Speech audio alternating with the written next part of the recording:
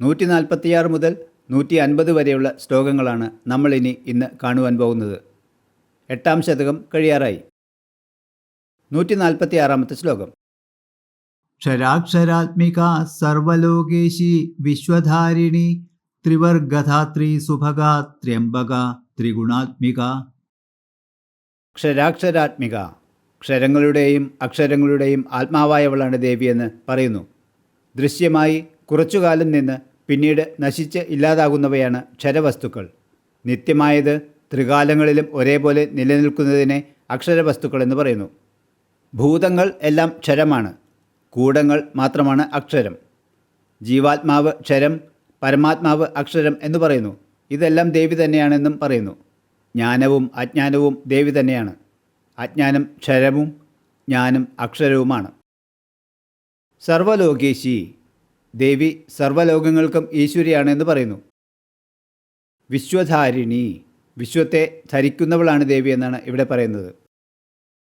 ത്രിവർഗധാത്രി, പുരുഷാർത്ഥങ്ങളായ ധർമ്മ അർത്ഥ കാമ മോക്ഷങ്ങളിൽ ധർമ്മം അർത്ഥം കാമം എന്നീ മൂന്നെണ്ണത്തെ വർഗമെന്ന് പറയാം. മോക്ഷത്തെ അപവർഗമെന്ന് പറയുന്നു. എന്തെന്നാൽ അത് വർഗഭാവമില്ലാത്തതാണ്. ഭക്തന്മാർക്ക് ഈ വർഗത്തെ പ്രദാനം ചെയ്യുന്നത് ദേവിയാണെന്ന് പറയുന്നു. ദേവീശക്തിയാൽ ഭോഗേച്ഛ തന്നെ ഇല്ലാതാവുമെന്ന് പറയുന്നു. സുഭഗ, പരിപൂർണമായ ഐശ്വര്യം, ധർമ്മം, യശസ്, ശ്രീ, ജ്ഞാനം, വിജ്ഞാനം എന്നിവയാണ് ഭഗങ്ങൾ. ശുഭങ്ങളായ ഭഗങ്ങൾ ഉള്ളവളാണ് ദേവിയെന്ന് പറയുന്നു. ത്രയംബക, അമ്പകങ്ങൾ എന്നാൽ കണ്ണുകൾ. അപ്പോൾ 3 കണ്ണുകളുള്ളവളാണ് ത്രയംബക. സൂര്യൻ, ചന്ദ്രൻ, അഗ്നി എന്നിവയാണ് ഈ 3 കണ്ണുകളെന്ന് നാം നേരത്തെ കണ്ടതാണ്. ത്രിമൂർത്തികളുടെ അമ്മ ത്രയംബക എന്ന പേരിലും ദേവി പ്രസിദ്ധയാണ്. ത്രിഗുണാത്മിക, സത്വം, രജസ്, തമസ് എന്നീ 3 ഗുണങ്ങളും എപ്പോഴും ഉള്ളവളാണ് ദേവി എന്നതുകൊണ്ട് ത്രിഗുണാത്മിക, അതായത് 3 ഗുണങ്ങളോട് കൂടിയ ആത്മാവിനോട് കൂടിയവൾ എന്ന് പറയുന്നു. സത്വഗുണ രൂപിണിയായ പാർവതിയും രജോഗുണ സമ്പന്നയായ ദുർഗയും തമോ ഗുണ സമ്പന്നയായ കാളിയും ദേവിയുടെ 3 രൂപങ്ങളാണ്. 147-ാം ശ്ലോകം. സ്വർഗാപവർഗദാ ശുദ്ധ ജപാപുഷ്പനിപാകൃതി ഓജോവതി ദ്യുതിധര യജ്ഞരൂപ പ്രിയവ്രത. സ്വർഗാപവർഗത, സ്വർഗവും അപവർഗവും പ്രദാനം ചെയ്യുന്നവളാണ് ദേവി എന്ന് പറയുന്നു. അപവർഗം എന്നാൽ മോക്ഷം. ഇവിടെ സ്വർഗം എന്നതിന് കാര്യസുഖം എന്നർത്ഥം പറയുന്നു. അപ്പോൾ സ്വർഗം ശാശ്വതമല്ല എന്നും മോക്ഷം ശാശ്വതമാണ് എന്നും കാണാം. രണ്ടും ഒരു ഭക്തന് പ്രദാനം ചെയ്യുന്നത് ദേവി തന്നെയാണ്. ശുദ്ധ, ദേവി ശുദ്ധവിദ്യ സ്വരൂപിണിയാണ്. യാതൊരു തരത്തിലുള്ള അശുദ്ധിയുമില്ലാത്തവളാണ് എന്ന ഈ നാമം കൊണ്ട് വിശേഷിപ്പിക്കുന്നു. നിരഞ്ജന, നിർലേപ, നിർമ്മല, നിർവികാര, നിരവധ്യ, നിഷ്കളങ്ക എന്നിങ്ങനെ പല നാമങ്ങളും ദേവിയുടെ ശുദ്ധവിദ്യാസ്വരൂപത്തെ കാണിക്കുന്നതാണ്. ജപാപുഷ്പ നിഭാകൃതി, ജപാപുഷ്പം എന്നാൽ ചെമ്പരത്തിപ്പൂവ്, ആകൃതി എന്നാൽ രൂപസാദൃശ്യം എന്ന് പറയാം. ചെമ്പരത്തിപ്പൂവിൻ്റെ രൂപത്തോടു കൂടിയവളാണ് ദേവി എന്ന് പറയുന്നു. ദേവിക്ക് ചുവന്ന ചെമ്പരത്തി പൂവിൻ്റെ നിറമാണെന്നാണ് ഇവിടെ അർത്ഥമാക്കുന്നത്. ഓജോവതി, ഓജസ്സിന് പല അർത്ഥങ്ങളാണ് കാണുന്നത്. ധാതുക്കളുടെ തേജസ്, പ്രകാശം, ബലം, ദീപ്തി എന്നിവയാണത്. 8ാമത്തെ ധാതുവാണ് ഓജസ് എന്നും പറയുന്നു. അത്യധികം ഓജസ് ഉള്ളവളാണ് ദേവിയെന്ന് ഇവിടെ പറയുന്നു. ദ്യുതിധര, ദ്യുതിയെ ധരിക്കുന്നവളാണ് ദേവിയെന്ന് ഇവിടെ പറയുന്നു. ദ്യുതി എന്നാൽ കാന്തി, ശോഭ എന്നൊക്കെ പറയാം. ദേവിയുടെ ദ്യുതി ഭക്തന്മാരിൽ പതിച്ച് അവർക്ക് മനഃശാന്തിയും ധൃതിയും നൽകുന്നു. യജ്ഞരൂപ, ദേവി യജ്ഞസ്വരൂപിണിയാണ് എന്നാണ് ഇവിടെ പറയുന്നത്. ദേവി വിഷ്ണു സ്വരൂപിണിയാണ് എന്ന് നാം നേരത്തെ കണ്ടതാണ്. ഉപനിഷത്തിൽ യജ്ഞം വിഷ്ണുവാകുന്നു എന്ന് പറയുമ്പോൾ ദേവിയും വിഷ്ണുവും ഒരേ രൂപമാണെന്ന് വരുന്നു. അപ്പോൾ ദേവിക്ക് യജ്ഞത്തിൻ്റെ രൂപമാണ് എന്ന് പറയാം. പ്രിയവ്രത, വ്രതങ്ങൾ പ്രിയമായവളാണ് ദേവി എന്ന് പറയുന്നു. 148-ാം ശ്ലോകം. ദുരാരാധ്യ ദുരാധർഷ പാടലി കുസുമപ്രിയ മഹതി മേരുനിലയ മന്ദാര കുസുമപ്രിയ. ദുരാരാധ്യ, ആരാധിക്കുവാൻ വിഷമമുള്ളവളാണ് ദേവി എന്ന് ഇവിടെ പറയുന്നു. 681-ാം നാമത്തിൽ നമ്മൾ സുഖാരാധ്യ എന്ന് ദേവിയെ വിശേഷിപ്പിക്കുന്നതായി കണ്ടു. ഇപ്പോൾ നേരെ തിരിച്ചും പറയുന്നു.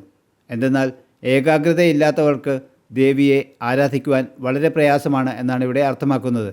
ദൃഢമായ ഭക്തിയുണ്ടെങ്കിൽ ആരാധന വളരെ സുഖകരമാണ്. ദുരാധർഷ, ധർഷണം ചെയ്യുക എന്നാൽ സ്വാധീനപ്പെടുത്തുക എന്നാണ് അർത്ഥം. അപ്പോൾ ഈ നാമം കൊണ്ട് ദേവിയെ ദർശനം ചെയ്യുവാൻ എളുപ്പമല്ലാത്തവൾ എന്ന് വിശേഷിപ്പിക്കുന്നതായി കാണാം. ദേവി മനസ്സിൽ പ്രത്യക്ഷപ്പെടണമെങ്കിൽ അതിൽ യാതൊരു മാലിന്യവും പാടില്ല. നിഷ്കാമഭക്തിയോടെ ആരാധിക്കണം എന്ന് പറയുന്നു. പാടലീ കുസുമപ്രിയ. പാടലീ പുഷ്പം, അതായത് പാതിരിച്ചെടിയുടെ പുഷ്പം, വളരെ ഇഷ്ടമായവളെന്ന് ദേവിയെ വിശേഷിപ്പിക്കുന്നു. ശ്രീ പരമേശ്വരന് കൂവളം എത്രത്തോളം പ്രിയമാണോ അത്ര തന്നെ പാതിരിപ്പൂവിനോട് ദേവിക്കും പ്രിയമാണ് എന്നാണ് അർത്ഥമാക്കുന്നത്. വെളുപ്പും ചുവപ്പും ചേർന്ന പുഷ്പമാണ് പാടലി പുഷ്പം. പാടലി പുഷ്പങ്ങളാൽ ശ്രദ്ധാഭക്തിയോടെ ആരാധിച്ചാൽ ദേവി പ്രീതിപ്പെടുമെന്ന് പറയുന്നു. മഹതീ, ഏറ്റവും മാഹാത്മ്യം കൂടിയവൾ, നാരദ വീണയുടെ സ്വരൂപമായവൾ എന്നൊക്കെ ഈ നാമത്തിൽ ദേവിയെ വിശേഷിപ്പിക്കുന്നു. ബ്രഹ്മാണ്ടങ്ങൾ ദേവിയിൽ അടങ്ങിയിരിക്കുന്നതിനാൽ ദേവി എല്ലാത്തിനേക്കാളും വലുതാണ്. ദേവിക്ക് സമാനമായി വേറെ ഒന്നുമില്ല എന്നതിനാൽ മഹതി എന്ന് പറയുന്നു. നാരദൻ്റെ വീണയാണ് മഹതി. ദേവിക്ക് ഈ രൂപമാണ് എന്നും പറയുന്നു. മേരുനിലയ. മേരുപർവ്വതത്തിൽ വസിക്കുന്നവൾ എന്നാണ് ഇതിൻ്റെ അർത്ഥം. 55-ാം നാമത്തിൽ നമ്മൾ ദേവിയെ സുമേരുമധ്യശൃംഗസ്ഥ എന്ന് വിശേഷിപ്പിച്ചതായി കണ്ടു. ശ്രീചക്രത്തിന് 3 പ്രസ്ഥാരങ്ങൾ, അതായത് മകുടം, താഴികക്കുടം എന്നൊക്കെ പറയാം, ഉണ്ടെന്ന് പറയുന്നു. അവ ഭൂപ്രസ്ഥാരം, കൈലാസപ്രസ്ഥാരം, മേരുപ്രസ്ഥാരം എന്നിവയാണ്. ഈ മേരുപ്രസ്ഥാരം വാസസ്ഥലമാക്കിയവൾ എന്നും വേണമെങ്കിൽ വിളിക്കാം. മന്ദാര കുസുമപ്രിയ. മന്ദാരം, പാരിജാതം, സന്താനം, കൽപ്പവൃക്ഷം, ഹരിചന്ദനം എന്നിവ 5 തരത്തിൽപ്പെട്ട ദേവവൃക്ഷങ്ങളാണ്. മന്ദാരപുഷ്പം വളരെ ഇഷ്ടമായവളാണ് ദേവിയെന്ന് ഈ നാമം വിശേഷിപ്പിക്കുന്നു. 149-ാം ശ്ലോകം. വീരാരാധ്യാ വിരാഡ്രൂപ വിരജാ വിശ്വതോമുഖി പ്രത്യഗ്രൂപാ പരാകാശ പ്രാണദ പ്രാണരൂപിണി. വീരാരാധ്യ. ദേവി വീരന്മാരാൽ ആരാധിക്കപ്പെടുന്നവളാണ് എന്ന് പറയുന്നു. ആത്മാനന്ദം അനുഭവിക്കുന്നവർ, ദുഃഖത്തെ ഇല്ലാതാക്കുന്നവർ, അഹങ്കാരം ഇല്ലാതാക്കുവാൻ ദ്വന്ദ്വഭാവം ഉപേക്ഷിക്കുന്നവർ, ധൈര്യശാലികൾ, ഇവരൊക്കെയാണ് വീരന്മാർ എന്ന് പറയുന്നു. വീരഭദ്രൻ, വിഷ്ണു, ഭീമൻ, അഗ്നി ഇവരെല്ലാം വീരൻ എന്ന പദത്താൽ അറിയപ്പെടുന്നു. ഇവരെല്ലാം ദേവി ഭക്തരാണ്. വിരാട് രൂപ. വിരാട്ടിൻ്റെ രൂപത്തോടു കൂടിയവളാണ് ദേവിയെന്ന് ഇവിടെ പറയുന്നു. എല്ലാ പ്രപഞ്ചങ്ങളിലും വ്യാപിച്ച് എല്ലാറ്റിലും കാരണഭൂതമായ പരബ്രഹ്മ സ്വരൂപിണിയാണ് ദേവി. വിരജ. രജസ് എന്നതിന് ഇവിടെ പാപമെന്ന് അർത്ഥം പറയുന്നു. അപ്പോൾ ദേവി രജസ്സോടു കൂടാത്തവളാണ് എന്ന് വിശേഷിപ്പിക്കുന്നു. കാമവും ക്രോധവുമാണ് രജോ ഗുണത്തിൽ ഉത്ഭവിക്കുന്നത്. ദേവിക്ക് ഇതൊട്ടുമില്ല എന്ന് അർത്ഥമാക്കുന്നു. വിശ്വതോമുഖി. എല്ലാ ദിക്കിലേക്കും കണ്ണുകളുള്ളവളാണ് ദേവി എന്ന് വിശേഷിപ്പിക്കുന്നു. അതുകൊണ്ട് ഉപാസകൻ ഏത് സ്ഥലത്തിരുന്ന് ധ്യാനിച്ചാലും ദേവി സാന്നിധ്യം ലഭിക്കുന്നു എന്ന് പറയുന്നു. പ്രത്യഗ്രൂപ. ദേവിയെ ഇവിടെ പ്രതികൂലമായി തിരഞ്ഞറിയേണ്ട രൂപത്തോടു കൂടിയവളെന്ന് വിശേഷിപ്പിക്കുന്നു. ദേവി അന്തര്യാമിയാണ്. ഇന്ദ്രിയങ്ങൾ ബഹിർമുഖങ്ങളാണ്. അതുകൊണ്ട് ദേവിയെ ദർശിക്കണമെങ്കിൽ ഇന്ദ്രിയങ്ങളെ അന്തർമുഖമാക്കേണ്ടതുണ്ട് എന്ന് പറയുന്നു. പരാകാശ. ഉത്കൃഷ്ടമായും ആകാശമായുമുള്ളവൾ, പരാകാശത്തിൽ സ്ഥിതി ചെയ്യുന്നവൾ എന്നൊക്കെ ഇവിടെ അർത്ഥം വരുന്നു. ആകാശത്തെ ബ്രഹ്മമെന്ന് പറയാമത്രേ. അപ്പോൾ ദേവിക്ക് ആകാശരൂപമാണ്. കാരണം ദേവി ബ്രഹ്മസ്വരൂപിണിയാകുന്നു. യോഗിനിമാർ 16 പേരും 16 വർഷങ്ങളിൽ നിവസിക്കുന്നു എന്ന് പറയുന്നു. ഇവർ ദേവി തന്നെയാണ് എന്നും നാം കണ്ടു. മേരു, സപ്തവൻകരകൾ, സപ്തസമുദ്രങ്ങൾ, പരാകാശം എന്നിവയാണ് 16 വർഷങ്ങൾ. അപ്പോൾ ദേവി പരാകാശത്തിൽ വസിക്കുന്നവളാണ് എന്ന് പറയാം. പ്രാണദ. പ്രാണനെ നൽകുന്നവൾ, പ്രാണനെ ഖണ്ഡിക്കുന്നവൾ എന്നൊക്കെ അർത്ഥം പറയുന്നു. മുഖ്യപ്രാണൻ 5ആയി തിരിച്ചിരിക്കുന്നു. പ്രാണൻ, അപാനൻ, വ്യാനൻ, സമാനൻ, ഉദാനൻ എന്ന് 5ആയി. ഇവ തങ്ങളുടെ നിശ്ചിതമായ പ്രവൃത്തികൾ ചെയ്യുന്നത് ദേവിയുടെ അനുഗ്രഹം കൊണ്ടാണ്. പ്രാണരൂപിണി.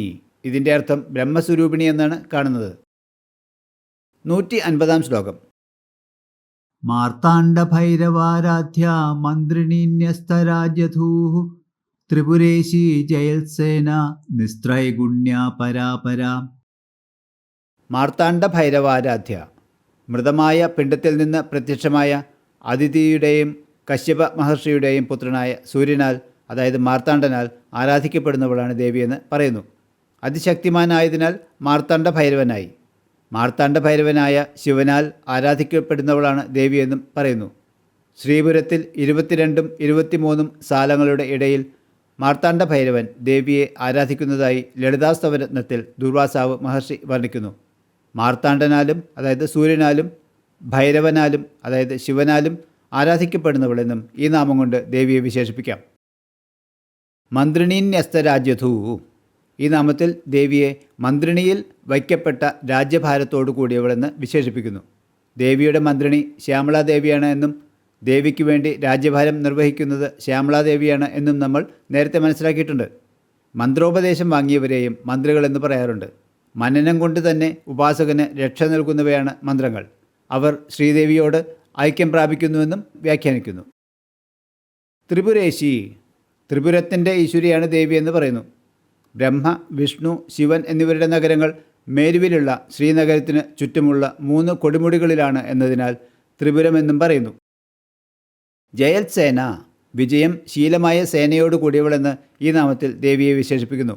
ഭണ്ഡാസുരനെ ജയിച്ച ചതുരംഗ സേനയാണിത്. ജയത്സേന എന്നൊരു രാജാവിനാൽ ആരാധിക്കപ്പെട്ടവളാണ് ദേവി. അദ്ദേഹത്തിൻ്റെ ആരാധന ദേവിക്ക് ഇഷ്ടപ്പെട്ടതിനാൽ ദേവിയെ ജയത്സേന എന്നും വിളിക്കുന്നു. നിസ്ത്രൈഗുണ്യ, ത്രിഗുണങ്ങൾ സ്പർശിക്കാത്തവളാണ് ദേവിയെന്ന് ഇവിടെ പറയുന്നു. സത്വം, രജസ്, തമസ് എന്നീ ഗുണങ്ങൾക്ക് അതീതയാണ് ദേവിയെന്ന് പറയുന്നു. കേവലം നിർഗുണാവസ്ഥയിലാണ് ത്രിപുരസുന്ദരി സ്ഥിതി ചെയ്യുന്നത്. പരാപര, ദേവി പരയും അപരയുമാണെന്ന് ഈ നാമത്തിൽ പറയുന്നു. ഒരേ സമയം അകലെയും അടുത്തുമാകുന്നു ദേവി, അതായത് പരവും അപരവും. ദേവി പരബ്രഹ്മസ്വരൂപവും അതേസമയം ജഗദ്രൂപമായ പ്രപഞ്ചവുമാണ്. ദേവി ആത്മജ്ഞാനവും അതായത് പരവും ഭൗതിക ജ്ഞാനവും അതായത് അപരവുമാകുന്നു. ഇതോടെ നമ്മൾ ലളിതാ സഹസ്രനാമത്തിലെ 790 നാമങ്ങൾ മനസ്സിലാക്കി. നമുക്ക് ഇന്നത്തെ 5 ശ്ലോകങ്ങൾ ചൊല്ലാം. ക്ഷരാക്ഷരാത്മിക സർവലോകേശി വിശ്വധാരിണി ത്രിവർഗധാത്രി സുഭഗ ത്രയംബക ത്രിഗുണാത്മിക സ്വർഗാപവർഗദാ ശുദ്ധ ജപാപുഷ്പനിപാകൃതി ഓജോവതീദ്യുതിധര യജ്ഞരൂപ പ്രിയവ്രത ദുരാരാധ്യ ദുരാധർഷ പാടലീ കുസുമപ്രിയ മഹതി മേരുനിലയ മന്ദാര കുസുമപ്രിയ വീരാരാധ്യ വിരാഡ്രൂപ വിരജ വിശ്വതോമുഖി പ്രത്യഗ്രൂപ പരാകാശ പ്രാണദ പ്രാണരൂപിണി മാർത്താണ്ഡഭൈരവാരാധ്യ മന്ത്രിണീന്യസ്തരാജ്യധൂ ത്രിപുരേശി ജയത്സേന നിസ്ത്രൈഗുണ്യ പരാപര. അടുത്ത വീഡിയോയിൽ നമുക്ക് കൂടുതൽ നാമങ്ങൾ മനസ്സിലാക്കാം.